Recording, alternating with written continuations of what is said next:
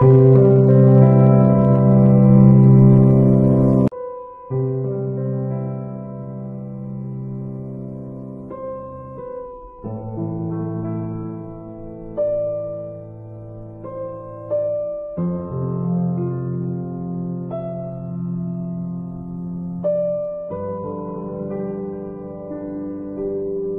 sa aking mahal na mga magulang, nagpapasalamat ako sa inyong walang sawang pagmamahal at pagsuporta sa akin.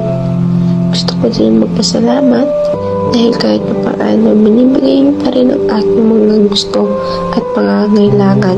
Maraming salamat din po sa mga sakripisyo na ginagawa po ninyo para sa aming magkakapatid. Para lang maitaguyod kami sa araw-araw. Yung mga paghihirap po na ginawa ninyo para sa amin ay masusuklian din namin ng mas malaki sa hinaharap. Gusto ko po sana mag-sorry sa pagiging matigas ng aking ulo at hindi pagkikinig sa inyo. Pasensya na din po kung minsan nasasagot ko kayo. Sadya na may mga bagay na hindi po talaga tayo nakakapagkasunduan. Sa inyong pagtanda, gagabayan ko kayo tulad ng paggabay niyo sa akin nung ako'y bata pa. Kahit pa ulit-ulit pa kayong magtanong, hindi ako magsisawang ulit-ulitin lahat.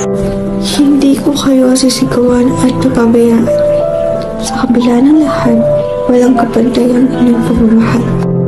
Napakaswerte ko dahil kayo ang naging magulang ko. Mahirap man ang hinaharap sa buhay, ngunit ako'y babangon para sa inyo, para mabigyan ko kayo ng komportable na buhay katulad ng naibigay niyo sa akin.